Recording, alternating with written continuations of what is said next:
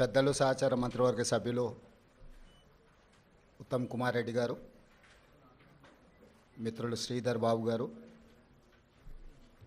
పొంగులేటి శ్రీనివాస్ రెడ్డి గారు, శాసనసభ్యులు మందుల సామెల్ గారు,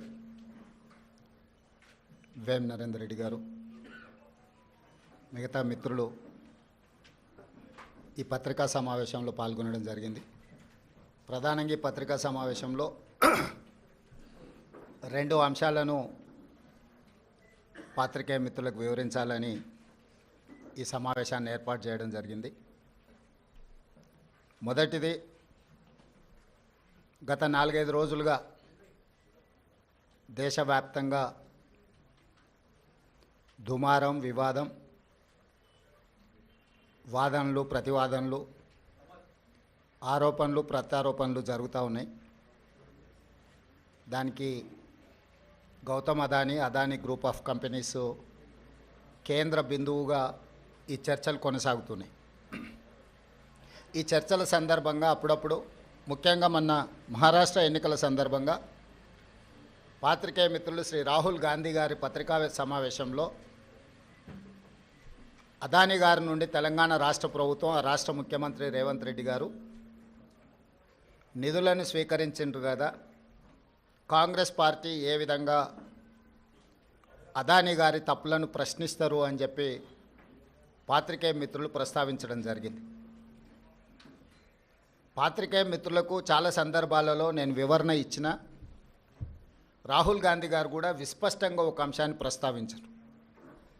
చట్టబద్ధంగా, రాజ్యాంగబద్ధంగా రాష్ట్ర ప్రభుత్వాలు కానీ, కేంద్ర ప్రభుత్వాలు కానీ ఏదైనా అంశంలో టెండర్లు పిలిచినా, ఏదైనా అంశంలో పెట్టుబడులు పెట్టడానికి అవకాశాలు కల్పించినా అందరికీ సమానమైన అవకాశాలు, అందరూ పోటీ పడే విధంగా నిబంధనలను తయారు చేసి నిబంధనల మేరకు టెండర్లను నిర్వహించి అందులో ఎవరు ఆ టెండర్లలో రాణిస్తే వాళ్లకు కాంట్రాక్ట్లు ఇవ్వడం కానీ, లేదా ఏదైనా పనులను కేటాయించడం కానీ, ఏదైనా విషయాలతో అదానీనే కాదు, అంబానీ కావచ్చు, టాటా కావచ్చు, బిర్లా కావచ్చు, ఈ దేశంలో ఉండే ఏ సంస్థలకైనా రాజ్యాంగబద్ధమైన రక్షణ ఉంటుంది, వాళ్ళు పెట్టుబడులు పెట్టడానికి అవకాశం ఉంటుందని రాహుల్ గాంధీ గారు వివరించడం జరిగింది. అయినా జర్నలిస్టులు కావచ్చు, రాజకీయ పార్టీలు కావచ్చు, పదే పదే తెలంగాణ రాష్ట్ర ప్రభుత్వానికి ప్రతిష్టాత్మకంగా తెలంగాణ రాష్ట్ర ప్రభుత్వం భావించి ప్రారంభించిన యంగ్ ఇండియా స్కిల్స్ యూనివర్సిటీకి కార్పస్ ఫండ్ కింద రాష్ట్ర ప్రభుత్వం నిధుల స్వీకరణ కోసం చేస్తున్న ప్రయత్నంలో భాగంగా చాలా సంస్థలు ముందుకొచ్చి రాష్ట్ర ప్రభుత్వం ప్రారంభించిన ప్రతిష్టాత్మకమైన యంగ్ ఇండియా స్కిల్స్ యూనివర్సిటీకి నిధులను ఇవ్వడం జరిగింది. దాంట్లో భాగంగానే అదానీ సంస్థ కూడా 100 కోట్ల రూపాయలను కార్పొరేట్ సోషల్ రెస్పాన్సిబిలిటీ కింద తెలంగాణ రాష్ట్ర ప్రభుత్వం ప్రారంభించిన యంగ్ ఇండియా స్కిల్స్ యూనివర్సిటీకి ఇస్తాము అని చెప్పి ఆమోద లేఖ ఇవ్వడం జరిగింది. ఈ అంశాన్ని ప్రస్తావించడం ద్వారా అదేదో అదానీ గ్రూప్ తెలంగాణ రాష్ట్ర ప్రభుత్వానికో, ముఖ్యమంత్రి గారికో అప్పనంగా 100 కోట్ల రూపాయలు ఇచ్చినట్టుగా అనవసరమైన చర్చలకు, రాద్ధాంతానికి తావిస్తున్నది. వాస్తవంగా ఇన్కమ్ ట్యాక్స్ క్లియరెన్స్ లేకపోవడం వల్ల ఇన్కమ్ ట్యాక్స్ నుంచి మినహాయింపు తీసుకోవడానికి రాష్ట్ర ప్రభుత్వం చేస్తున్న ప్రయత్నము, నిన్న మొన్ననే 80B కింద రాష్ట్ర ప్రభుత్వానికి యంగ్ ఇండియా స్కిల్స్ యూనివర్సిటీకి అనుమతి ఇవ్వడం జరిగింది. ఇప్పటి వరకు ఏ సంస్థ నుంచి కూడా తెలంగాణ రాష్ట్ర ప్రభుత్వం తన ఖాతాలోకి ₹1 కూడా తీసుకోలేదు, ఇంక్లూడింగ్ అదానీ. అయితే అనవసరమైన చర్చలలో తెలంగాణ ప్రతిష్ట కానీ, వ్యక్తిగతంగా నా గురించి చర్చ జరగడం, మా మంత్రివర్గ సహచరులకు నాకు ఎలాంటి సుతారము ఇష్టం లేదు. అందుకే స్పష్టంగా నిన్ననే రాష్ట్ర ప్రభుత్వం తరఫున అదానీ గ్రూప్ ఆఫ్ కంపెనీస్కి మా అధికారి జయేష్ రంజన్ ద్వారా లేఖ రాయడం జరిగింది. జరుగుతున్న వివాదాలు, ఆరోపణలు, రకరకాల పరిస్థితుల వల్ల తెలంగాణ రాష్ట్ర ప్రభుత్వం మీరు ముందుకు వచ్చి ఉదారంగా తెలంగాణ యంగ్ ఇండియా స్కిల్స్ యూనివర్సిటీకి ఇస్తాన్న 100 కోట్ల రూపాయలను తెలంగాణ రాష్ట్ర ప్రభుత్వము స్వీకరించడానికి సిద్ధంగా లేదు. కాబట్టి దయచేసి మీ 100 కోట్ల రూపాయలను యంగ్ ఇండియా స్కిల్స్ యూనివర్సిటీకి బదిలీ చేయొద్దు అని చెప్పి విస్పష్టంగా వారికి లేఖ రాయడం జరిగింది. ఈ పత్రికా సమావేశం ద్వారా పక్క రాష్ట్రాలు, పక్క దేశాలలో అదానీ గ్రూప్ ఆఫ్ కంపెనీస్ మీద జరుగుతున్న వివాదానికి తెలంగాణ రాష్ట్ర ప్రభుత్వానికి ఎలాంటి సంబంధం లేదు. అదేవిధంగా ఒక గొప్ప ఉద్దేశంతో లక్షలాది తెలంగాణ నిరుద్యోగ యువకులకు సాంకేతిక నైపుణ్యాన్ని నేర్పించడం ద్వారా ప్రపంచంతో పోటీ పడాలన్న ఆలోచనతోని యంగ్ ఇండియా స్కిల్స్ యూనివర్సిటీని ప్రారంభించినము. ఒక సదుద్దేశంతో, ఒక గొప్ప ఆలోచనతో ప్రారంభించిన యూనివర్సిటీ వివాదాలకు లోను కావడం నా మంత్రివర్గ సహచరులకు, నాకు, తెలంగాణ రాష్ట్ర ప్రభుత్వానికి ఇష్టం లేదు. అందుకే తెలంగాణ రాష్ట్ర ప్రభుత్వము అదానీ సంస్థ నుంచి 100 కోట్ల రూపాయలను స్వీకరించకూడదు అని నిర్ణయం తీసుకున్నది. ఈ విషయాన్ని మీడియా మిత్రుల ద్వారా సమాజానికి మేము చెప్పదలుచుకున్నాము.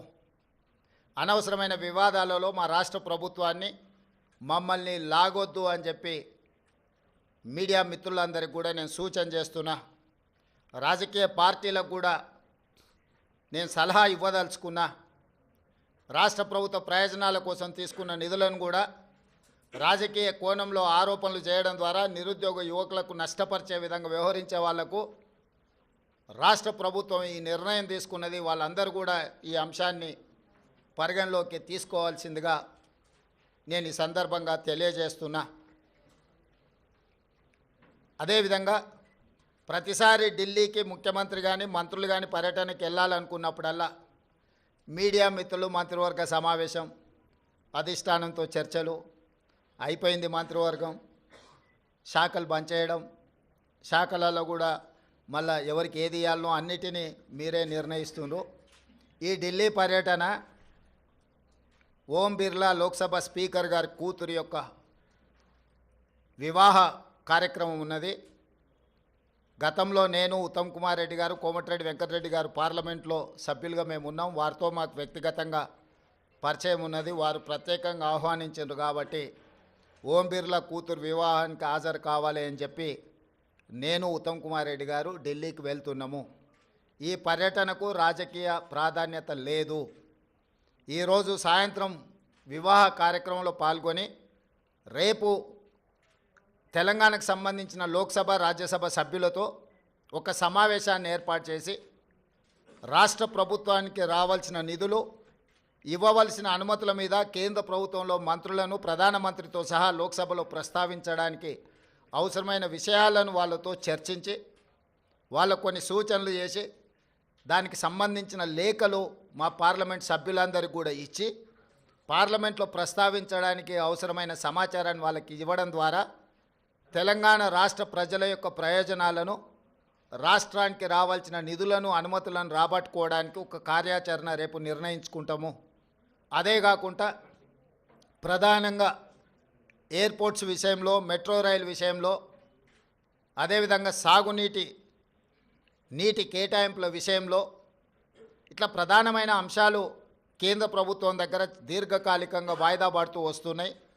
రేపు ఎవరైనా మంత్రులు అందుబాటులో ఉంటే అది డిఫెన్స్ కావచ్చు, అర్బన్ డెవలప్మెంట్ కావచ్చు, జలశక్తి కావచ్చు, ఎయిర్పోర్ట్ అథారిటీ రిలేటెడ్ ఇష్యూస్ కావచ్చు, మంత్రులు ఎవరైనా ఉంటే రేపు అపాయింట్మెంట్స్ ఒకవేళ దొరికితే అందుబాటులో ఉన్న ఎంపీలు, అందుబాటులో ఉన్న మంత్రులము ఆయా కేంద్ర మంత్రులను కలిసి రాష్ట్రానికి రావాల్సిన నిధులను, అనుమతులను రాబట్టుకోవడానికి ప్రయత్నం చేస్తాము. ఈ ఢిల్లీ పర్యటన ఇంతే. కొంతమంది హరాజ్ పాట పాడినట్టు 26సారి, 27సారి, 28సారి అని ఇట్లా హరాజ్ పాటలు పాడుతున్నారు.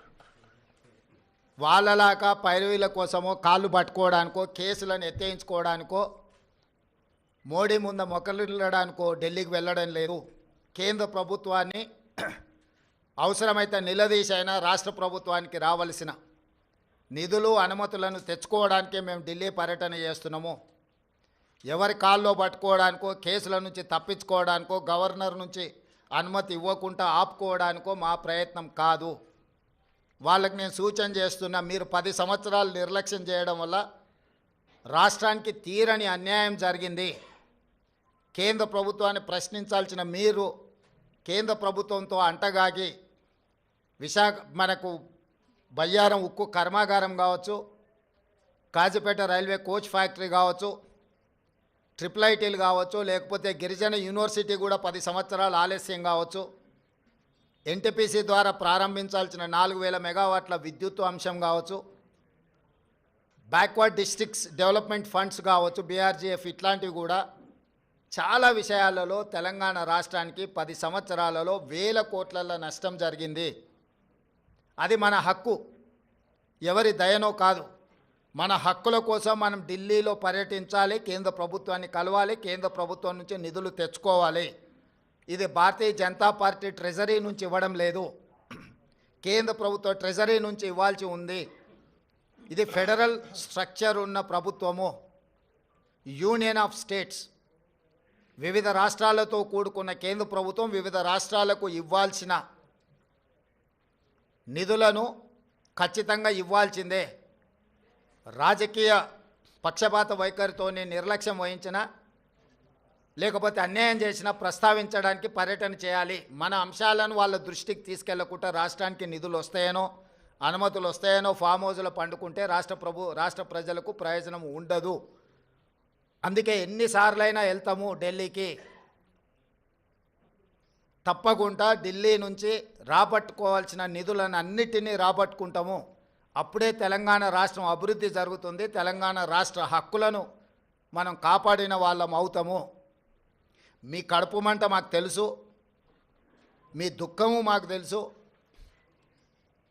మీ కడుపు మంట కోసమో మీ దుఃఖం కోసమో మీరు పెడుతున్న కాకి గోలను మేము పట్టించుకోము. మీలాంటి వాళ్ళను అలా అరుస్తుంటే మాకు ఒక రకంగా ఉత్సాహం వస్తుంది. ఎందుకు అని అంటే మీ బాధ, మీ దుఃఖం చూస్తుంటే మా కార్యకర్తలు సంతోషపడతారు. 10 సంవత్సరాలు మా కార్యకర్తల్ని వేధించుక తిని అక్రమ కేసులు పెట్టి ఈరోజు మీరు పడుతున్న క్షోభం చూస్తే, తెలంగాణ రాష్ట్రం అభివృద్ధి ఎక్కడ జరుగుతుందో అని అడ్డం పడేదాన్ని చూస్తే అప్పుడప్పుడు కోపం కూడా వస్తుంది. కానీ ఇవన్నిటిని ప్రదర్శించాల్సిన సమయం కాదు. ఏకాగ్రతతో, కార్యదీక్షతతో తెలంగాణ రాష్ట్రాన్ని అభివృద్ధి పదం వైపు నడిపించే బాధ్యత తెలంగాణ ప్రజలు మాకు ఇచ్చిండ్రు. ఆ దిశగా మేము ముందుకు వెళ్తామని చెప్పి తెలియజేస్తున్నాం.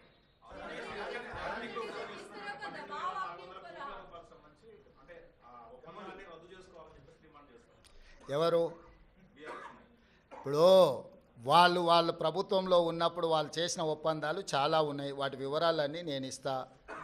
ఒక ఒప్పందాన్ని రద్దు చేయాలంటే దానికి న్యాయపరమైన సలహాలు కూడా తీసుకోవాలి. యూనిలాటరల్గా నువ్వు ఏది రద్దు చేసినా ఆ సంస్థలకు కోర్టుకు కూడా వెళ్ళే అవకాశం ఉంటుంది. ఈ రాష్ట్రంలో కాంట్రాక్టులు ఇచ్చింది, భూములు కేటాయించింది, అదాని ఫ్లైట్లో ఆడంబరంగా ప్రయాణాలు చేసింది వాళ్ళు. కాబట్టి ఈరోజు రాష్ట్ర ప్రభుత్వం రాహుల్ గాంధీ గారు చెప్పిన విషయాన్ని నేను ముందే ప్రస్తావించిన. రాష్ట్రంలో పెట్టుబడులు పెట్టడానికి ఇతరులకున్న అవకాశము అందరికీ ఉంటుంది. పెట్టుబడుల విషయంలో ఎవరికి మినహాయింపులో లేకపోతే ఎవరికో అప్పనంగా ఆయాచితంగా కట్టబెట్టే విధానము ఉండదు.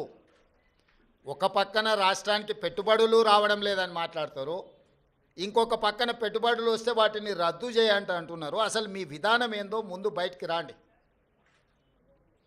గతంలో మీరు ఇచ్చిన నేషనల్ హైవేస్ కావచ్చు, లేకపోతే డేటా సెంటర్లు కావచ్చు, ఇతర ఆర్మీ రిలేటెడ్ సంస్థలు ప్రారంభించడానికి మీరు కేటాయించిన భూముల మీద మీ మీద ఏమైనా కేసులు పెట్టాలా?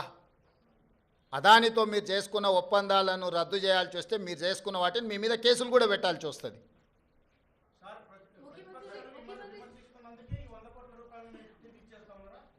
ఎవరు చెప్పిండ్రు? రాంబాబు ప్రెస్ మీట్ విననట్టు ఉన్నాడు. మొత్తం విను ఒకసారి మళ్ళీ నేను ఇంతకుముందు ఏం చెప్పినా. ఇప్పుడు చేసిన ఒప్పందాలు రద్దు చేయడం లేదు, కానీ భవిష్యత్తులో తెలంగాణ ప్రభుత్వానికి ఒక హక్కు కూడా ఉంటుంది. ఒకవేళ అదానీ గ్రూప్కు సంబంధించిన వాళ్ళు ఎవరైనా టెండర్లు ఇచ్చినా లేకపోతే ఇక్కడికి వచ్చిన వాళ్ళను బ్లాక్ లిస్ట్ పెట్టే యోజన ఉందా లేదా? ఎందుకంటే అదానీ పెద్ద స్కామ్ చేశాడు, ప్రపంచవ్యాప్తంగా చేసేసిన నేపథ్యంలో అదానీ గ్రూప్ను అలౌ చేస్తారా లేదా తెలంగాణ? ఇప్పుడు అదానీ గ్రూపు టెండర్లు వేస్తాడా వేయడా అనే విషయమే తేలనప్పుడు వాటి మీద ఎలాంటి చర్యలు తీసుకుంటామనే చర్చ ఎందుకు వస్తుంది? టెండర్లు పిలిచినప్పుడు వాళ్ళు భాగస్వామ్యం చేసినప్పుడు ఆ ప్రభుత్వాన్ని ఇతర ప్రాంతాలలో బ్లాక్ లిస్ట్ ఒకవేళ చేసి ఉంటే ఏ నిబంధనల మేరకు ప్రభుత్వం చర్యలు తీసుకోవాలో ప్రభుత్వం ఆ నిబంధనల మేరకు చర్యలు తీసుకుంటుంది. ముందుగానే ఊహించుకొని లేకపోతే ఎవరో ఒకరు ఏదో ఒకటి అల్లర చిల్లర మాటలు మాట్లాడితే వాటి మీద ప్రభుత్వం స్పందించదు. ప్రభుత్వానికి నిర్దిష్టమైన విధి విధానాలు ఉంటాయి. ఆ నిర్దిష్టమైన విధి విధానాలకు లోబడి మాత్రమే ప్రభుత్వం చర్యలు చేపడుతుంది.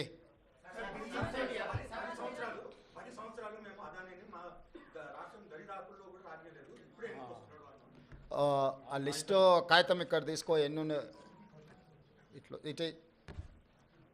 ఇప్పుడు నోరు తెరిస్తే అబద్ధాలు మాట్లాడడం, ఇది అదాని పక్కలు ఉన్నాయని ఎవరు ఈయన పేరు గుర్తుపడతావా? ఏం పేరు ఈయన పేరు? మరి ఈయన చంద్రశేఖరరావు. ఆయన వంగి వంగి నమస్కారం పెడుతున్నాయి. అప్పుడు ఆయన వంగినా ఇట్లా ఇంతగా వంగినా? అదేవిధంగా ఆయన ఇచ్చిన వర్కులు కొన్ని నేను లిస్టు చదివి చెప్పిస్తా. KCR invites Adani to set up a power plants in TS. Okay, Hans India పత్రికా ఓనర్ ఉండొచ్చు కదా.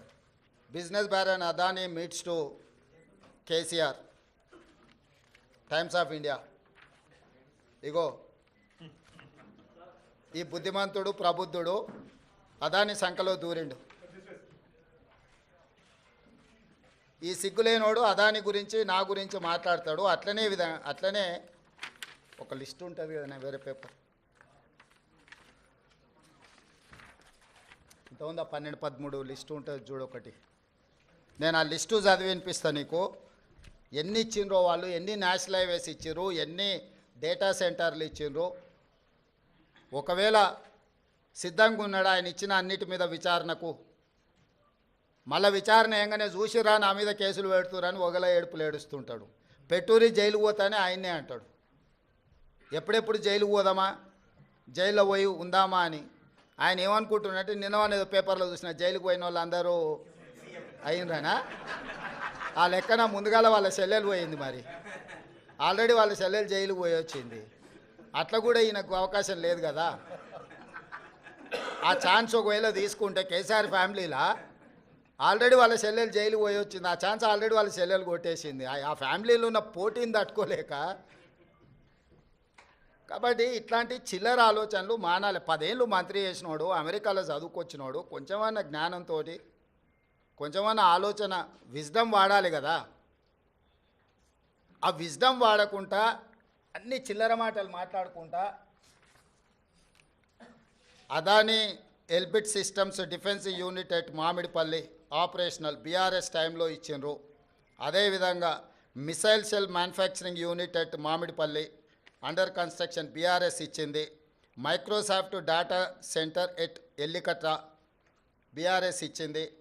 అదేవిధంగా 3 national highway projects, Khammam to Suryapet national highway, Mancherial to Repallewada national highway, Khammam to Kodad national highway BRS ఇచ్చింది. 750 kV transmission line project BRS ఇచ్చింది.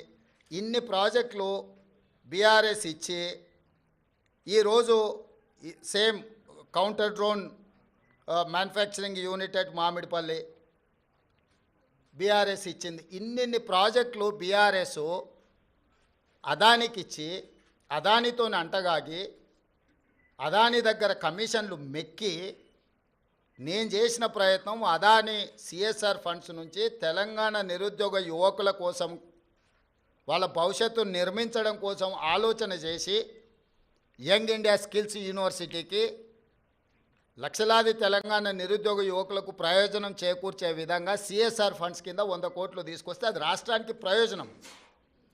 కేసీఆర్ లాగా అదానీ నుంచి అప్పనంగా నిధులు మా కుటుంబానికి కొట్టేయలే. ఇన్ని ప్రాజెక్టులు ఇచ్చిండు. ఈ ప్రాజెక్టులు అన్ని ఇచ్చినందుకు కేటీఆర్ను ప్రాసిక్యూట్ చేయాలనా? అదానిని కేసీఆరే కాల్చండి, కేటీఆర్ అనే కాదు. దీనికి ఏం సమాధానం చెప్తాడు? సో ఏది పడితే అది మాట్లాడితే చెల్లుద్ది. ఎన్ని చిల్లర మాటలైనా మాట్లాడతాం. మాకు అధికారం కోల్పోతే మేము సహనం కోల్పోయినామని 2023లో అధికారం కోల్పోయారు. 2024 జూన్లో డిపాజిట్లు కోల్పోయారు. ఇప్పుడు మెదడు కూడా కోల్పోయారు టీఆర్ఎస్ వాళ్ళు. సో మెదడు కోల్పోయిన మాటలు మాట్లాడితే దానికి ఇంకా మనం ఏం సమాధానం చెప్తాం? రాహుల్, నువ్వు మాట్లాడు, నువ్వన్నా చెప్పాలి కదా కొంచెం అప్పుడప్పుడు.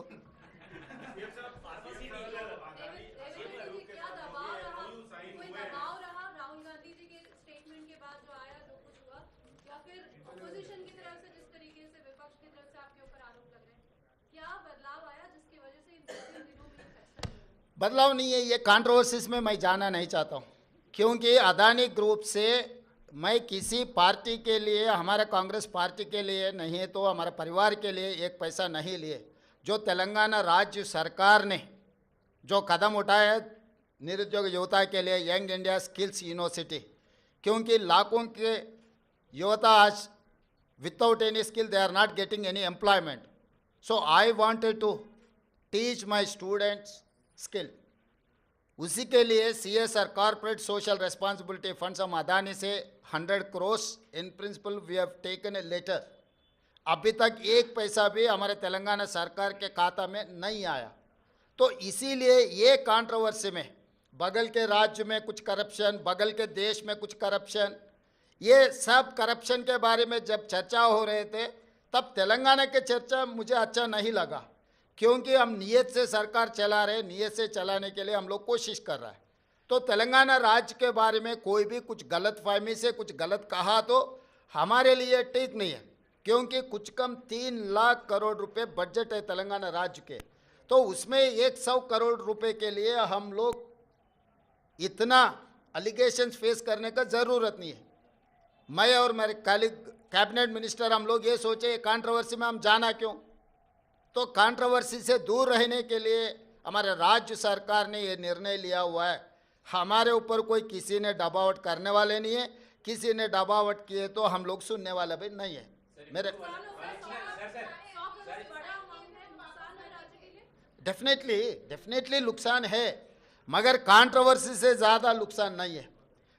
तेलंगाना राज्य के जितना कंट्रोवर्सी में जा रहा है वो सबसे ज़्यादा नुकसान है. इमेज सब कुछ है. तो हम हमारे इमेज खराब होने के लिए हम एक पैसा का भी हम लोग मौका देने के लिए तैयार नहीं है तेलंगाना राज्य सरकार ने. इसीलिए हम 100 करोड़ रुपए बदली नहीं करने के लिए हम खत लिखा हुआ है अदानी ग्रुप के लिए.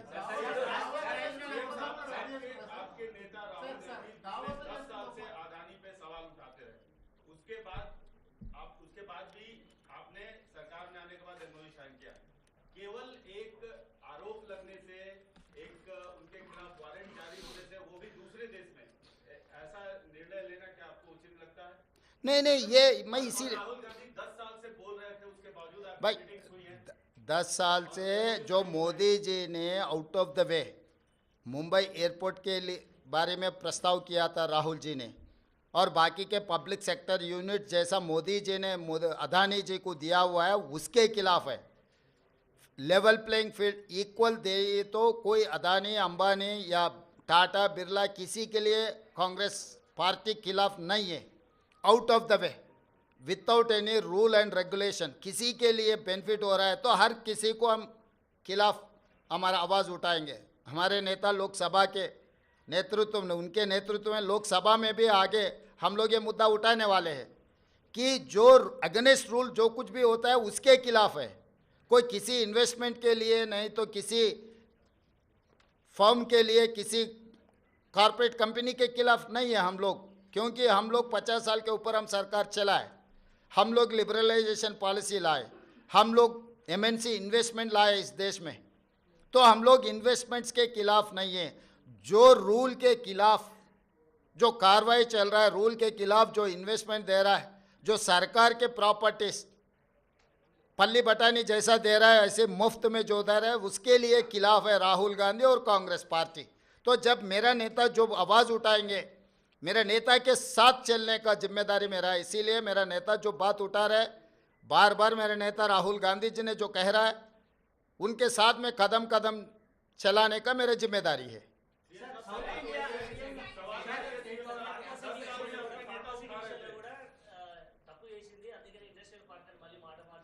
హే వాడో పిచ్చోడు, వాడికి పిచ్చోడు మాట్లాడే మాటలు ఎందుకు మీరు అంత సీరియస్గా తీసుకుంటారు?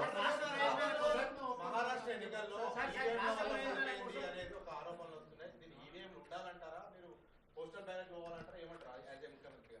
నేను ముఖ్యమంత్రి కాదు, కాంగ్రెస్ పార్టీ విధానమే ఈవీఎంలు కాదు, బ్యాలెట్ మీద ఎన్నికలకు పోవాలని కాంగ్రెస్ పార్టీ విధానము. కాంగ్రెస్ పార్టీ కార్యకర్త నుంచి ఏఐసిసి అధ్యక్షుడి వరకు ఈ దేశంలో జరిగే ఎన్నికలు బ్యాలెట్ పేపర్ ద్వారా జరగాలనేది మా పార్టీ విధానము. ఎవరమైనా ఆ విధానానికి కట్టుబడి ఉంటాం, అది మా పార్టీ విధానం.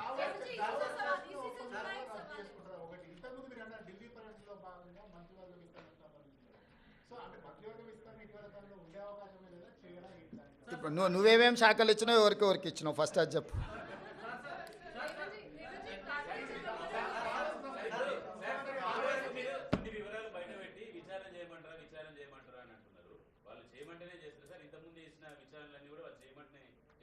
వాళ్ళు అడిగితేనే చేసినాం కదా, అసెంబ్లీలో వాళ్ళే అడిగినారు కదా విచారణ చేయండి మీకు దమ్ము ఉంటాయని. వాళ్ళు సవాల్ విసిరినందుకే కదా. సాగునీటి పారుదల దాంట్లో వాళ్ళే సవాల్ విసిరినరు, దీంట్లో వాళ్ళే సవాల్ విసిరినరు, విద్యుత్ దాంట్లో. ఇప్పుడు కూడా మిగతా దాంట్లో కూడా నన్ను పోలీస్ స్టేషన్లో పెట్టమని ఆయన్నే అడుగుతున్నాడు. సో ప్రతిపక్షానికి ఇవ్వాల్సిన గౌరవం మేము ఇవ్వాలి కదా, అడిగినప్పుడు చేయకపోతే బాగుండదు కదా.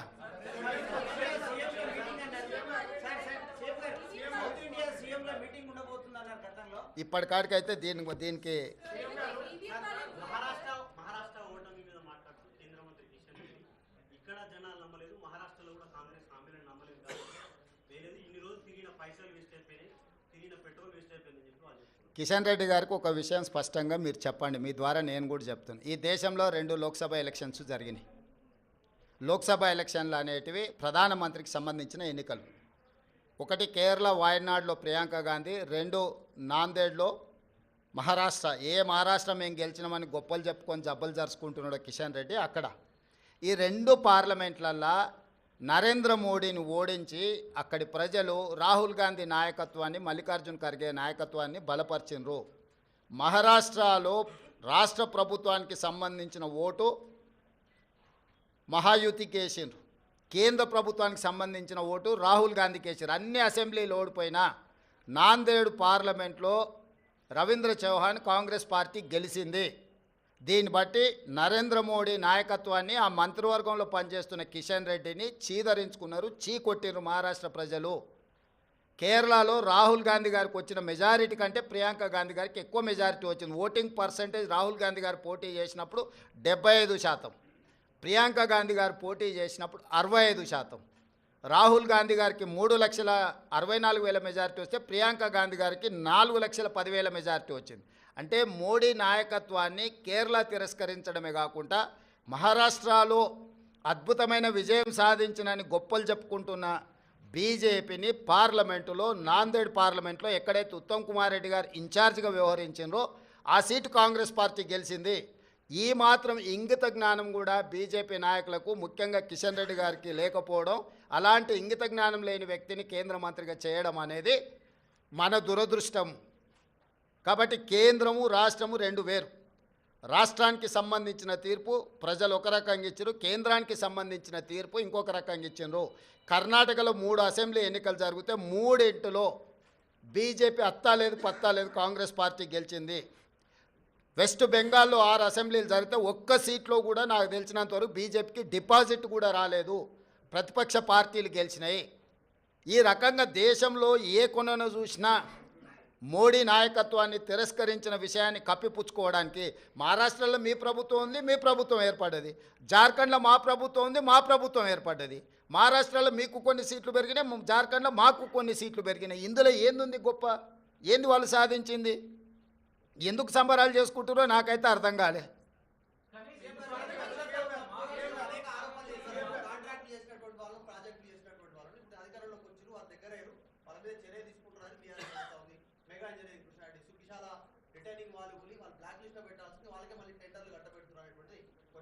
అవును, అంతకుముందు వాళ్ళు TV9 ABN నిషేధించారు, నీకు గుర్తుందా? తెలంగాణ వచ్చిన వెంబడే. ఇప్పుడు ఏం చేద్దాం చెప్పు. ప్రజాస్వామ్యంలో ప్రతిదానికి ఒక విధానం ఉంటుంది.